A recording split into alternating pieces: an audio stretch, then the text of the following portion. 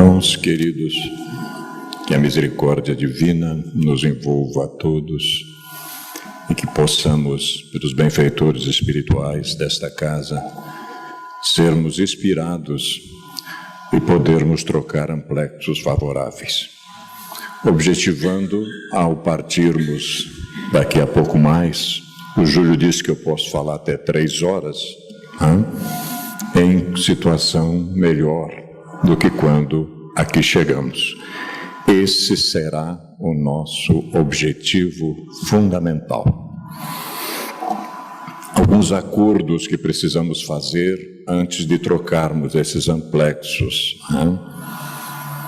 Não soa muito bem a temática que estamos colocando, que coisa estranha, Não estamos aqui falando de nenhum postulado fundamental doutrinário, mas asseguro-vos que são só aparências.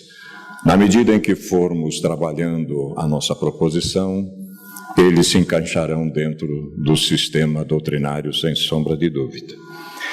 Dia 12, agora passado, recentemente, foi lançado, então, esta obra pelo psicoterapeuta Marlon Reikdal. Esteve conosco aqui fazendo uma jornada há dias atrás, ficou conosco aqui 3 dias, e dia 12, em Curitiba, lançou o seu livro Cultivo das Emoções, um caminho para a transformação moral. Esta obra também nos ajudou, nos inspirou para que a gente pudesse trabalhar esta temática. Um pequeno trechinho dele para que nós possamos dar início à nossa proposição. Vejam como tem fundamentação. Hoje, a psicologia ensina-nos que as virtudes se desenvolvem de dentro para fora. Percebemos que as imposições de comportamentos ou negações dos mesmos não constroem um homem de bem. Ninguém se torna humilde assimilando condutas de pessoas humildes, assim como ninguém se torna brando e pacífico engolindo a raiva ou camuflando o seu orgulho. Identificamos também que o sentimento não se submete a simples imposições do intelecto, e que ninguém deixa de sentir inveja ou ciúmes porque sabe que não deveria senti-los, podemos apenas camuflá-los. Os estudos psicológicos têm oferecido bases cada vez mais profundas e seguras para o processo de transformação moral. E por isso precisamos nos deter nas ciências que não estavam à disposição ao tempo de Kardec. Hoje, elas são novos instrumentos para olharmos com mais profundidade para o que está implícito em todo o trabalho kardeciano. Se o autodescobrimento é buscar o que desconhecemos em nós e que atua sem consentimento, compreender um pouco mais da psicologia do inconsciente torna-se um verdadeiro compromisso moral. Mergulhar na dinâmica da alma nos instrumentaliza a relacionarmos-nos mais profundamente com a doutrina reveladora, interpretando em sua grandiosidade e sabedoria para que penetre no âmago de nosso ser e nos transforme, reforçando o seu papel de consolador prometido. O que é que nos move, meus queridos irmãos? Desde uma parábola do rico e do Lázaro, é que a gente se atormenta com essas coisas. Porque é que ainda não somos sequer relativamente felizes, com tanto conhecimento ao nosso dispor, à nossa disposição. Desde a parábola que a gente medita e reflexiona. Quando o rico diz, em situação constrangedora, Pai Abraão, manda então um dos mortos avisar meus irmãos que quem sabe eles criam juízo e eles não venham parar aqui onde eu estou nesse tormento. E aí, sábio benfeitor espiritual diz, eles têm Moisés e os profetas, que os escutem, porque mesmo que eu mandar um dos mortos daqui, eles não vão realmente acordar. Naquele tempo, bastava então para nós Moisés e os profetas, naqueles 2000 anos na retaguarda. Ainda hoje essas coisas estão pegando. Então, de tempos em tempos, nós temos que nos utilizar destas novas ciências para ver se a gente compreende essa situação. O que é que está nos faltando?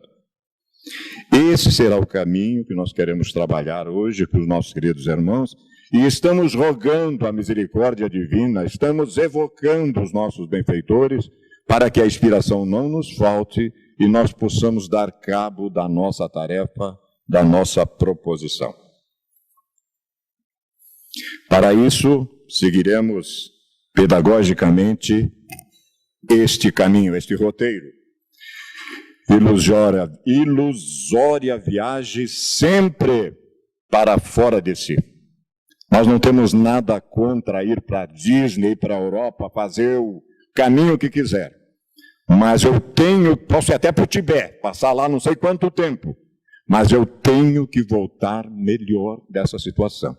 Se eu estou saindo apenas para matar o tempo, eu me equivoco, porque chegará um dia que eu terei que retornar sobre meus passos, e aí a coisa poderá estar complicada. Porque tempo, meus queridos irmãos, nós não temos mais. Tempo nós não temos mais. A natural ambição do ser humano, conceito real do ser humano.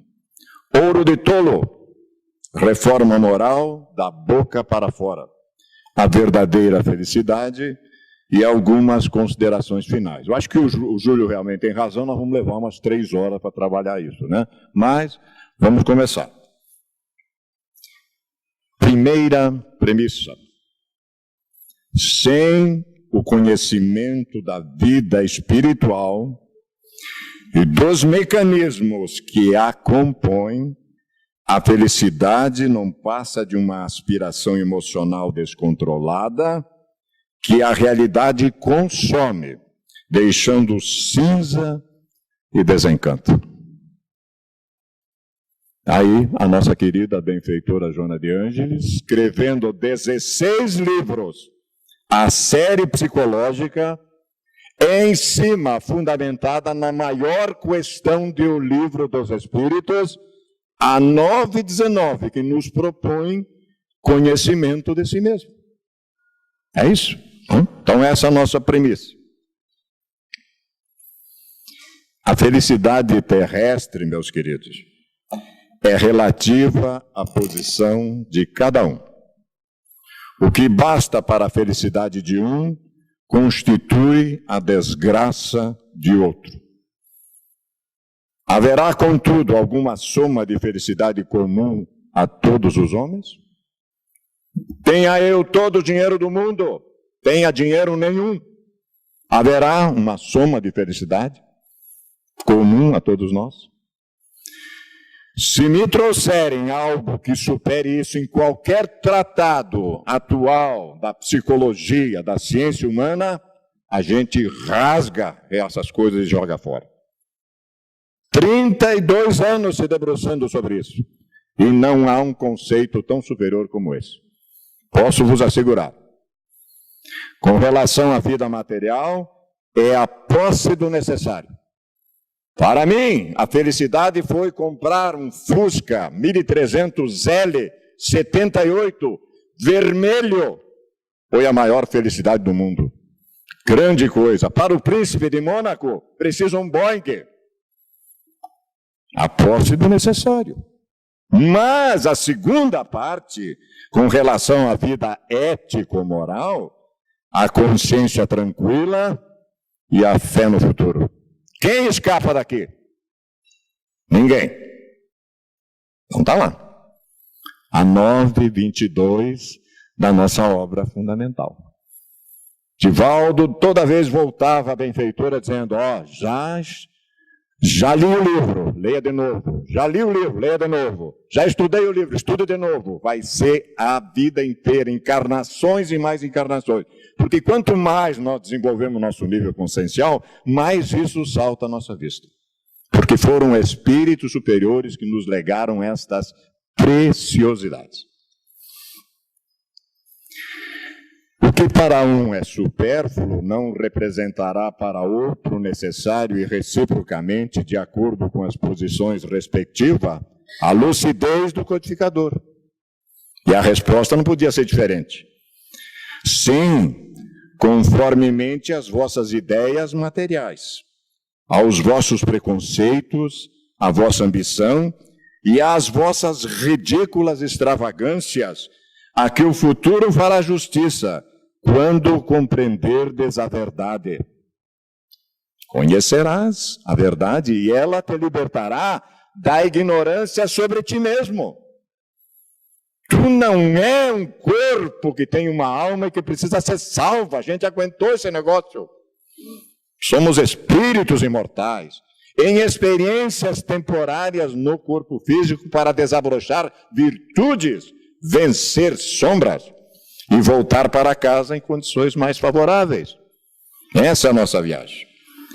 Não há dúvida de que aquele que tinha 50 mil libras de renda, vendo-se reduzido a só ter 10 mil, se considera muito desgraçado, por não mais poder fazer a mesma figura, conservar o que chama a sua posição, ter cavalos, lacaios, satisfazer a todas as paixões, etc.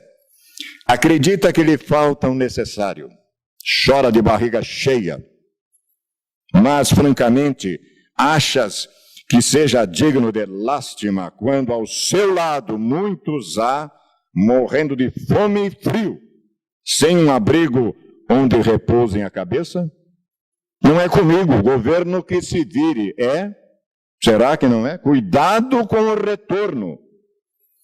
O homem criterioso a fim de ser feliz, meus irmãos, homem criterioso, que é tão pouco entre nós, né? Olha sempre para baixo e não para cima, a não ser para elevar-se ao infinito. Se tu tiveres que descer do teu patamar, que seja para dar a mão ao outro e trazê-lo contigo, como tantos já fizeram conosco. Só a misericórdia divina para que a gente possa entender isso. Emmanuel, na sua lucidez, nos propõe: esquece as sugestões do medo destrutivo, segue adiante, mesmo varando a sombra dos próprios erros, avança ainda que seja por entre lágrimas. Nós vamos ver que a benfeitora chega a dizer para nós que a dor é uma bênção que Deus envia para seus eleitos. Eleitos são aqueles que acordam para a sua realidade de espíritos imortais. O em que consiste a felicidade na terra, meus irmãos, é coisa tão efêmera para aquele que não tem a guiá-lo à ponderação, que por um ano, um mês, uma semana de satisfação completa, todo o resto da existência é uma série de amarguras e decepções. E notai, meus caros filhos, que falo dos venturosos da terra, dos que são invejados pela multidão. Cardeal Morlot, na obra extraordinária, iluminada do Evangelho segundo o Espiritismo. Desde todas as épocas, o homem acreditou por intuição que a vida futura seria feliz ou infeliz, conforme o bem e o mal praticado neste mundo. Nos referimos aqui na visão de uma existência. A ideia que ele faz, porém, desta vida está em relação com o seu desenvolvimento, senso moral e noções mais ou menos justas do bem e do mal. As penas e recompensas são o reflexo dos instintos predominantes. Os novos guerreiros fazem consistir a suprema felicidade nas honras conferidas à bravura. Os caçadores, na abundância da caça. os sensuais nas delícias da voluptuosidade. Deve ser sempre em grau superior, né, na dimensão espiritual. Dominado pela matéria, o homem não pode compreender senão imperfeitamente a espiritualidade, imaginando para as penas e gozos futuros um quadro mais material que espiritual. Afigura-se-lhe que deve comer e beber no outro mundo, porém melhor que na terra. Aí eu fiquei pensando, bom, como eu sou gaúcho, deve ter um chimarrão extraordinário lá do outro lado, né? Deve ser um chimarrão, coisa do outro mundo. Céu e Inferno, que fez agora também, no dia 1º de agosto, 150 anos, obra extraordinária. Premissa segunda: quando os fatores que comprimem o ser angustiam-no, sejam psicossociais, socioeconômicos, ético-morais, esses dias que estamos vivendo agora, que a gente não sabe mais quem é mocinho, quem é bandido, viu? A gente não sabe mais. É porque conduzem expressiva carga de débitos, aguardando reparação. E nós não temos nada a ver com essa encrenca? A gente não tem nada a ver com isso? O que é que nós estamos fazendo aqui? Assistindo apenas à desgraça dos outros? Né? Botando as coisas para fora, falando o que não deveria falar, pensando equivocadamente, né? Muito cuidado com isso. Figurinha ali do que só via coisa negativa, né? Ó dia, dificuldade, sofrimento, aquela lástima. Quando você se abandona se sentindo inútil, a tristeza lhe consome, a morte lenta por meio da baixa autoestima leva a sua vida. É aqui que nós começamos a entrar na nossa proposição. A síndrome da gata borralheira. Vamos explicar de que se trata para poder resolver essa questão. Eu sonhava tanto em ter a vida que tenho, que se me distraio, me pego pensando que assim que virar a esquina, vou dar de cara com a bruxa má, e ela acabará com a minha alegria coçando o nariz. Isso acontece quando tudo está dando certo e subitamente imagino que dará errado. Tenho direito a 15 minutos de felicidade, mas só posso me divertir até a meia-noite, antes de voltar para a minha abóbora e para a vida que eu sonho ter. Ainda que eu seja do tipo que sempre acha que vai dar tempo, que não vai chover, que não vai ficar apertado, que vou ser sorteada, aparece o fantasma do fracasso, assim que todos os sinais começam a ficar verde. Tudo para ser relativamente feliz, mas algo ainda incomoda. Será que eu não mereço esta felicidade? Por que essas coisas incomodam? Eduardo Galeano, pensador argentino, diz para nós que a utopia está no horizonte. Me aproximo 2 passos, ela se afasta 2 passos. Caminho 10 passos e o horizonte corre 10 passos. Por mais que eu caminhe, jamais alcançarei. Para que serve então a utopia? Serve para isso, para que eu não deixe de caminhar. Porque eu estou nesse caminho, nesta longa jornada de regresso aos braços do Pai Criador, a plenitude. Continua o texto. Lembro da frase de John Lennon: a vida acontece enquanto estamos ocupados fazendo planos. Claro, a vida não pede permissão para nós, é uma contingência constante. Fiz isso repetidamente. Perdi a conta de quantas vezes mirei numa coisa e acertei em outra. Muito melhor até. E felicidade é algo que a gente reconhece de cara, mesmo quando não é como imaginamos. A gente aprende a planejar, mas ninguém ensina o que fazer quando dá certo. Como não ensina? Você já buscou saber como manter essa felicidade relativa? Será que tem um jeito? Vamos ver. Ainda que o balanço seja mais positivo do que o contrário, nem sempre é esse o Wi-Fi de 200 megas. Durante muito tempo vivi algo parecido com uma internet de escada, que alternava períodos ótimos com quedas abruptas. Então ela vai fazendo aqui uma comparação da própria vida dela. Assim que eu acostumava com a estabilidade, a conexão caía.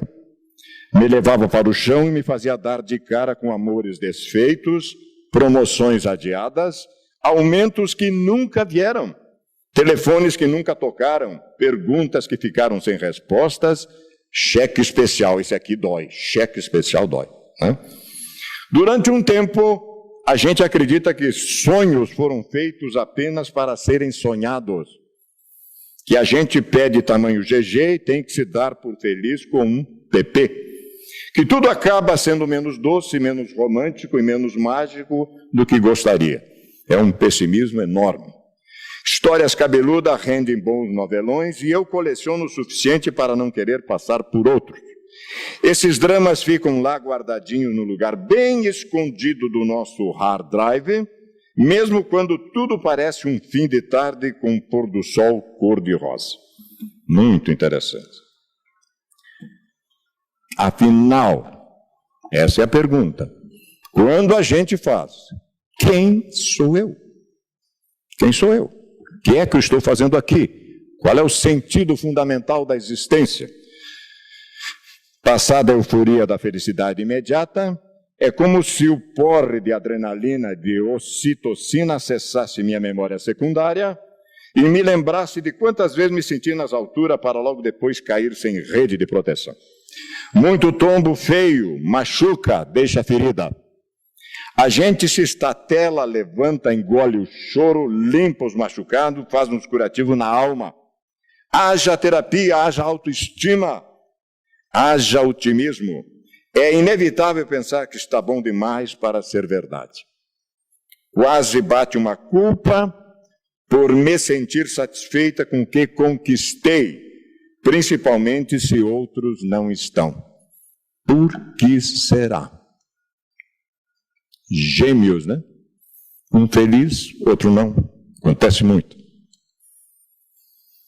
Ser feliz me tira do sério porque percebo claramente tudo o que posso perder. E se não for fundamentada realmente nos valores imperecíveis, vai deixar. Vai ter que deixar.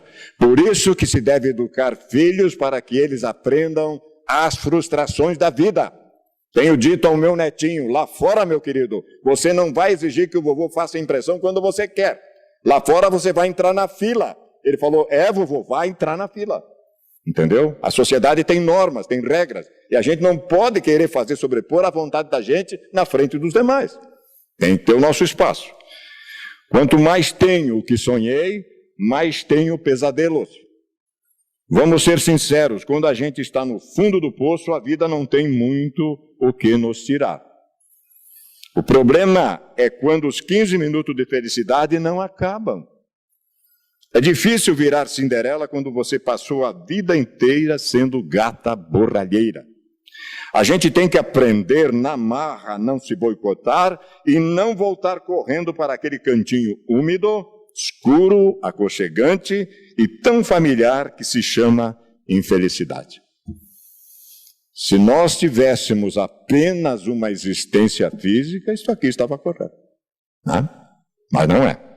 Marilis Pereira Jorge é jornalista e roteirista, portanto, um intelecto avançado, mas coloca isso para nós. Desse texto é que nasceu a inspiração para nós entendermos esta questão. Mereço ou não mereço ser feliz? Né? Sugestões reflexivas. Eugênia Aspácia, benfeitora espiritual, nos sugere o seguinte: corrija-se, purifique-se, aceite-se, perdoe-se, ame-se, corrigindo assim, autoflagelação nunca. Primeira pista.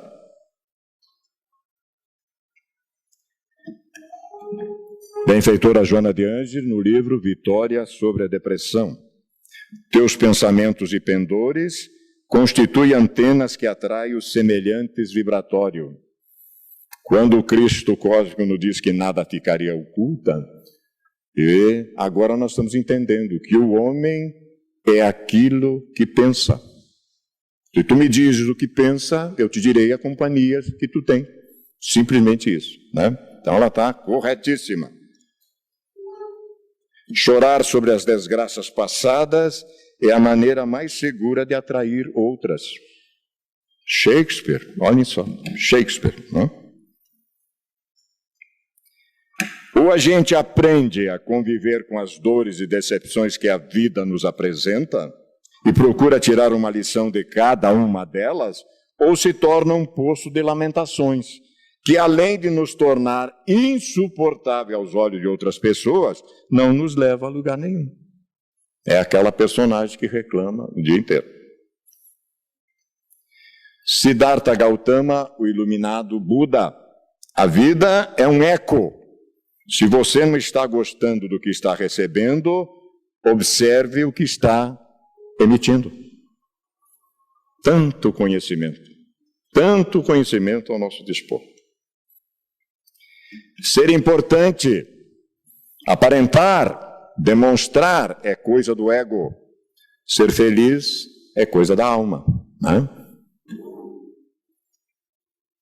Premissa terceira. A felicidade, meus queridos, certamente não é deste mundo. Conforme asseverou Jesus, com sabedoria, em se considerando ser o mesmo mundo transitório e os seus valores relativos, sujeito a alterações constantes e mutiladoras. Entretanto, ela tem início na Terra.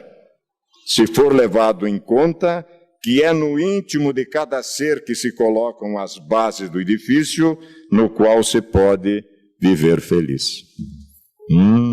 Já começa a nos iluminar essa nossa compreensão. A natural ambição do ser humano pode ser definida como a aquisição da felicidade. O conceito, porém, em torno da felicidade varia de um indivíduo para outro.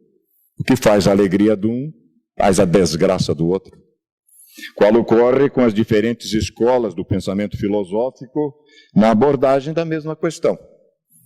Repassando-se os diversos postulados das correntes que estudaram a felicidade, entre elas o hedonismo, o cinismo, o estoicismo, o idealismo, o espiritualismo, o utilitarismo, o existencialismo, o pessimismo, para citar apenas algumas, pode-se constatar a diversidade de conceituação em torno da magna questão da felicidade.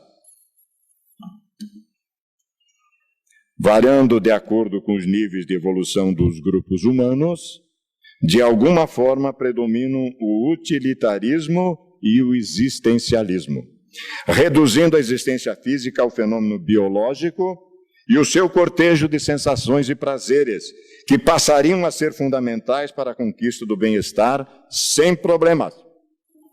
No entanto, uma breve análise em torno dessa eleição demonstra a vacuidade de tal aspiração, considerando-se que a organização física sempre está sujeita a situações de insegurança e transformações, mudança de contextura e outras ocorrências inevitáveis.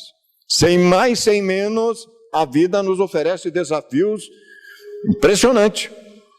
Certamente essas alterações transformam-se em dificuldade para a manutenção de um programa de satisfações plenas, de sensações sempre prazerosas. Quem achar que estou aqui realmente é um paraíso, a gente se equivoca. Que só eu tenho direito de e o outro não, temos que ter muito cuidado. Os sentimentos são os veículos emocionais que expressam a realidade do ser humano, mesmo que não se dê conta daquilo que lhe ocorre. Nascendo no cerne do espírito, traduzem-se de acordo com seu nível de evolução, que exterioriza na maneira de conviver com os demais e consigo mesmo. Às vezes, aquela estrutura linda, aquele ser humano belíssimo, abriu a boca, a gente já nota, ele tem que trabalhar muita coisa ainda.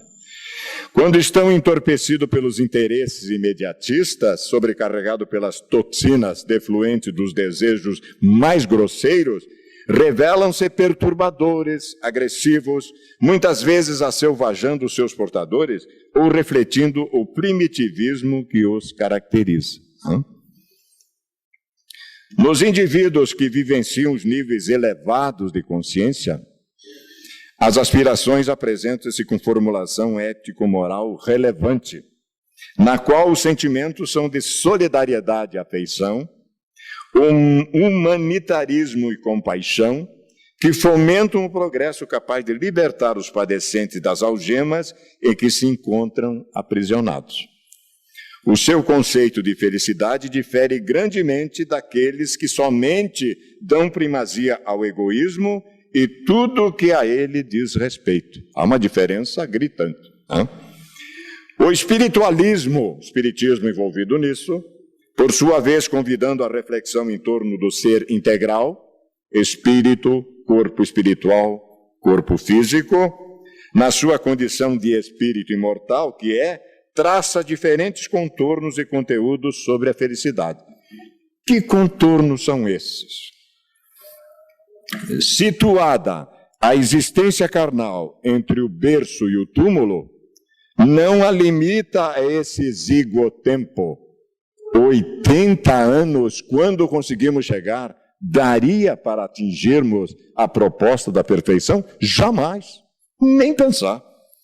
Antes dilata-o, considerando a anterioridade e a sobrevivência do espírito à morte, o inevitável acontecimento de que ninguém se evade, ampliando os horizontes da felicidade.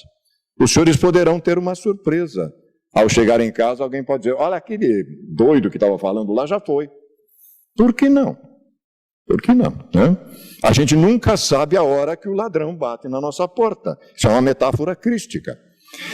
Com essa visão da realidade, que eu posso ir a qualquer momento, elimina inúmeros fatores que se apresentam como desdita, infelicidade, tais os sofrimentos de qualquer natureza, a morte, a saudade, demonstrando que todos esses fenômenos são transitórios ante a grandeza da vida em si mesma. Filhos da ânsia da vida por ela mesma.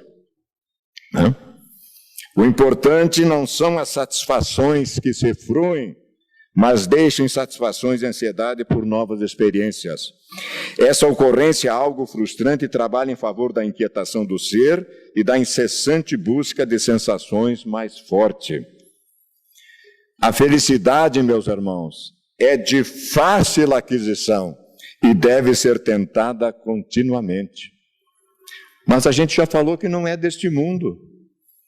Não é resultado daquilo que se pode acumular e desfrutar, mas do estado interior de cada pessoa. Sentimento. Aí é que está a coisa. Resultado das aspirações mais elevadas e dos sentimentos harmonizados com a existência.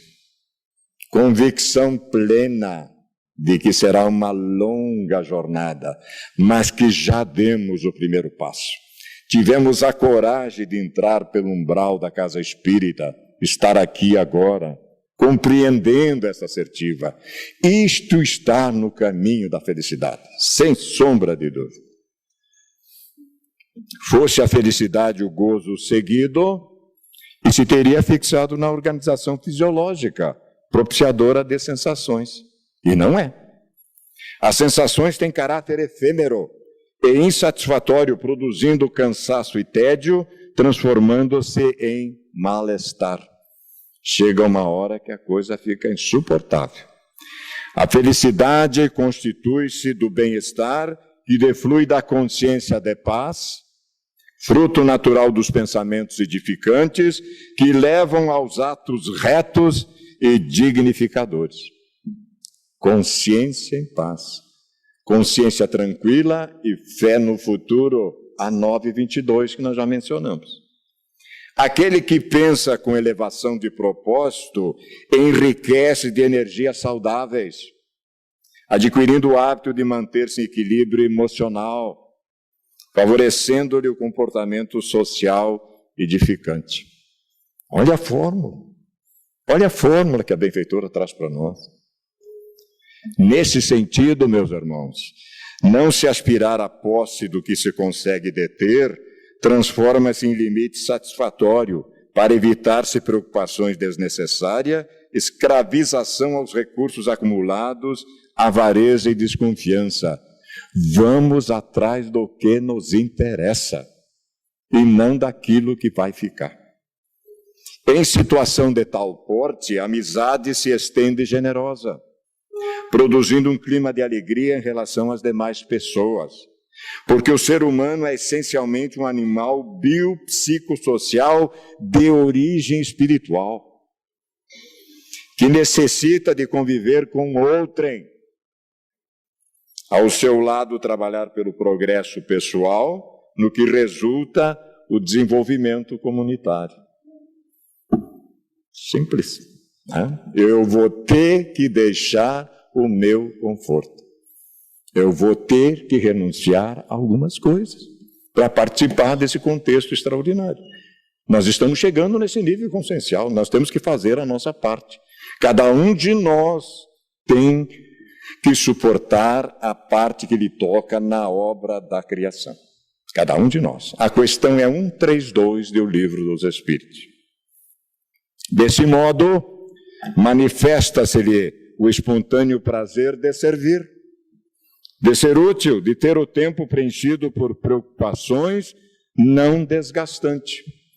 Não faz muito tempo na nossa sociedade, um companheiro que estava há 1 ano ali, nós já estamos há mais de 30, ele se levanta e diz para nós, eu estou pronto.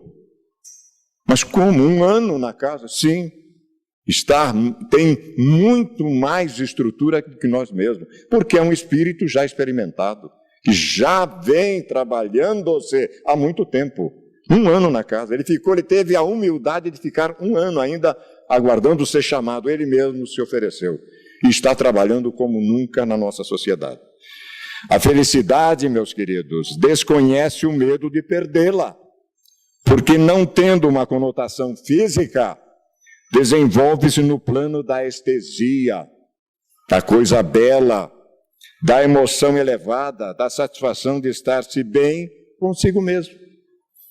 O belo, honesto, pacificador que se apresenta em qualquer tipo de faceta, constitui, sem qualquer dúvida, fator de felicidade. É outra visão, porque se trata de uma viagem para dentro de nós. É justo que se tenha em mente que a existência terrena não é uma viagem fascinante ao país da fantasia. Nem a Terra é, por enquanto, o formoso oásis que muitos ambicionam para transformar em colônia de férias e de inutilidade. Pouco mais de 1 ano atrás, o nosso coração deu uma pequena parada. E nós estávamos trabalhando, que íamos partir para a dimensão espiritual. Mentalmente perguntei ao benfeitor querido se estava partindo. E ele me respondeu, enquanto tu fores útil, tu ficarás. Nem dormindo mais estamos. A gente já ficou esperto, né? Já ficou esperto. O nosso abençoado planeta é formosa escola de aprendizagem e de crescimento interior. Escola na qual as experiências apresentam-se multifacetadas, com alegrias, tristezas, tensões, ansiedades e sorrisos, que devem ser administrados com sabedoria. Seja na dificuldade, seja na não dificuldade, a gente tem que ter o equilíbrio para administrar essas coisas. Eis porque se pode ser feliz mesmo no sofrimento, por compreender-lhe a finalidade superior. O que é que este evento quer dizer para mim? A gente já quer saber, né? Que é a lapidação das arestas morais defeituosas para que sejam trabalhadas as áreas que irão refletir a luz da sabedoria em forma de paz. A força criadora que nos criou não aceita esboços imperfeitos, porque determinou que brilhemos perante o seu próprio coração. Reflitamos exatamente esta essência divina. A razão de Jesus dizer para nós: brilhe a vossa luz. Somos filhos da luz, um feixe de luz emboscado temporariamente num corpo de carne. E para a luz iremos regressar. Tantas informações, né, para nós. Pensa-se, sem fundamentação real, que os lugares, as situações, os recursos amoedados são essenciais para a felicidade. Trata-se de grave engano. Eles podem criar condições de alegria, de exibicionismo, de lazer, de ócio, porquanto, se o indivíduo não estiver em harmonia íntima em relação a si mesmo, ao seu próximo e a Deus, onde quer que se encontre, carrega o fardo das preocupações e dos conflitos que lhe pesam na consciência. Por isso, a síndrome da gata borralheira. Eu tenho à meia-noite que voltar para a minha abóbora. Eu não mereço ser feliz. Nada obstante, muitos indivíduos que ainda se encontram nas faixas exclusivas da organização fisiológica, não tendo maiores aspirações, refestelam-se nos sentidos e acreditam que os excessos que se permitem, os gozos que fruem, são os tesouros da felicidade. Lê do engano de novo. Logo, porém, alargam-se-lhes os prazeres, sutilmente surge o vazio existencial, que os empurra aos comportamentos viciosos e entorpecentes como forma de fuga para lugar nenhum. Eu vou voltar para a minha abóbora à meia-noite, né? Sentido vazio de vida. A felicidade, meus queridos, é constituída de pequenas ocorrências, delicadas emoções, sutis aspirações, que se convertem em realidade, construções internas que facultam a paz interior. Indague-se aos gozadores se eles estão felizes, satisfeitos com a vida, e com certeza responderão que se encontram saturados, cansados, desinteressados, praticamente de tudo. Deste modo, propõe a benfeitora: conscientiza-te das muitas bênçãos que tens recebido da vida, especialmente se dispõe de um corpo harmônico e saudável para aplicar-lhe as forças em favor do desenvolvimento intelecto-moral, amando e servindo sem cessar. Se está tudo bem, cuida-te. Está tudo bem, cuida-te. Mereces isso, mas vigia-te. No entanto, se te encontra com algum limite orgânico sobre a ação das tenazes do sofrimento, de qualquer natureza, agradece a Deus a honra de resgatar os erros e adquirir o necessário equilíbrio para a felicidade que logo chegará. Então a gente entende as duas facetas agora. A gente entende as duas. Manter a felicidade e agradecer por estar se libertando.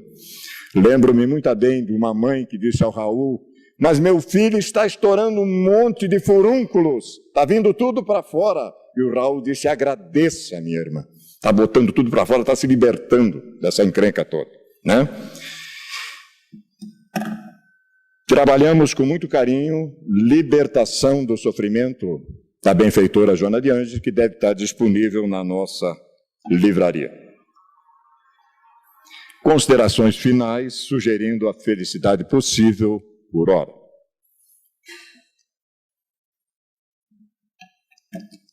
No alto do monte, na clareira das árvores, o iluminado ouvia a narrativa das dores e as lenia com o bálsamo da sua palavra sábia.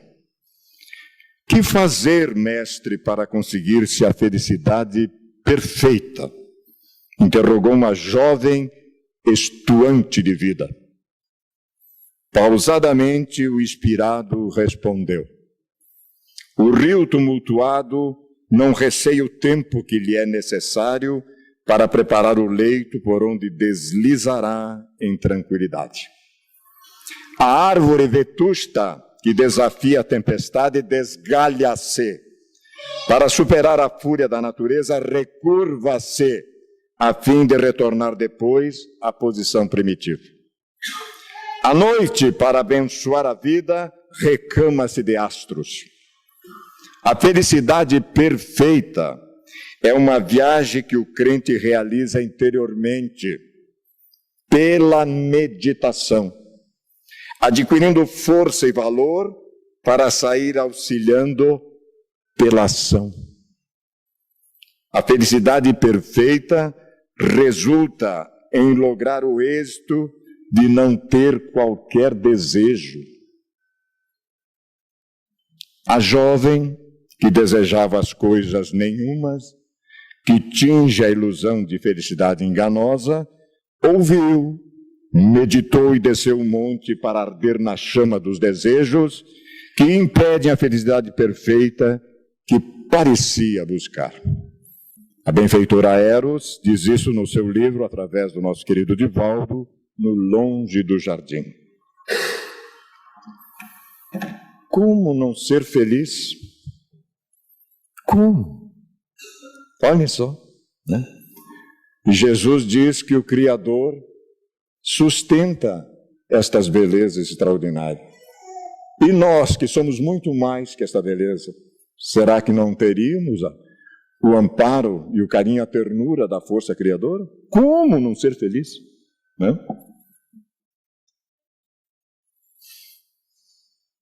Senhor, não sei o que pedir-te, somente tu sabes o que me convém. Tu me amas de modo que não sei amar-me. Pai, concede ao teu filho o que ele mesmo não sabe pedir. Fere ou cura, humilha-me ou exalta-me. Adoro todos os teus desígnios sem conhecê-los.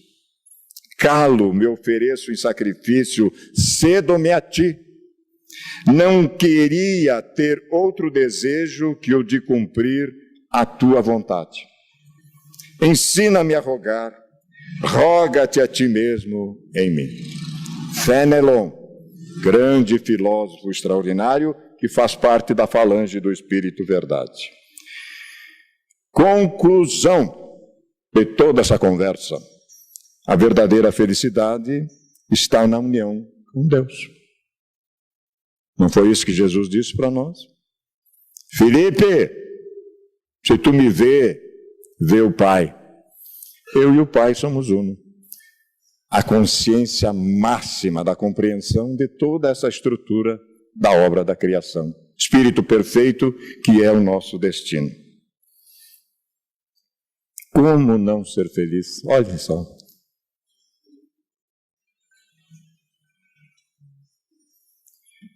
E com a relação à veste, por que vos inquietais? Examinai os lírios do campo, como crescem. Não labutam nem fiam. Eu, porém, vos digo que nem Salomão, em toda a sua glória, vestiu-se como um deles. Lírios do campo. Se a erva do campo que hoje existe e amanhã lançada ao forno, Deus assim os vestes, muito mais a vós, homens de pouca fé. Irmãos queridos, naqueles tempos de Jesus, bastava para nós Moisés e os profetas, para que fôssemos relativamente felizes. Para nós hoje tem Moisés e os profetas, tem a própria palavra de Jesus, sintetizando a lei divina, amar a Deus sobre todas as coisas e ao próximo como a si mesmo, e o Consolador prometido. Por que é que nós ainda não somos felizes? Fica a reflexão para todos nós. Muita paz.